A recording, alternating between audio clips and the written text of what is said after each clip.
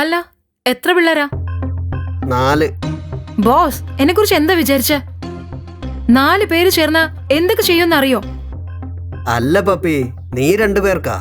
മറ്റുള്ള 2 പേർക്ക് നമ്മുടെ ഗീതയെ പറഞ്ഞു വിടാന്ന് കരുതി. ഓ, ഗീതയല്ലേ? അവളിപ്പോ കുറെ ഉണ്ടാക്കും. അവൾ ഒരു മരം പോലെ മൊബൈലിലും കുത്തിക്കൊണ്ടിരിക്കും. പിന്നെ അവന്മാരും മടുത്തിട്ട് എന്റെ അടുത്ത് വന്ന് അപേക്ഷിക്കും. ഞാനും പാവത്തെ നോക്കി പിന്നെ ശരിയെന്ന് വെക്കും. എന്തിനാ വെറുതെ? അതെ, ഭക്ഷണം കഴിച്ചോ? മീൻകറിയുണ്ട്, കഴിക്കുന്നോ? അതൊന്നും വേണ്ടെന്നേ, ഞാൻ പോവാ. എന്താ, പിണങ്ങിയോ? നിന്നോട് ഞാൻ പിണങ്ങുവോ പപ്പി?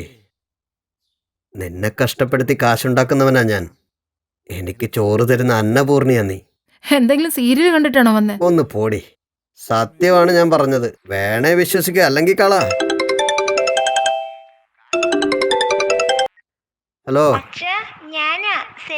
എടി സെൽവി, എത്ര പ്രാവശ്യം പറഞ്ഞാലും നിനക്ക് മനസ്സിലാവില്ലേ? അവളോട് വല്ല ഉറക്കു ഗുളികയും കഴിച്ച് കിടക്കാൻ പറ.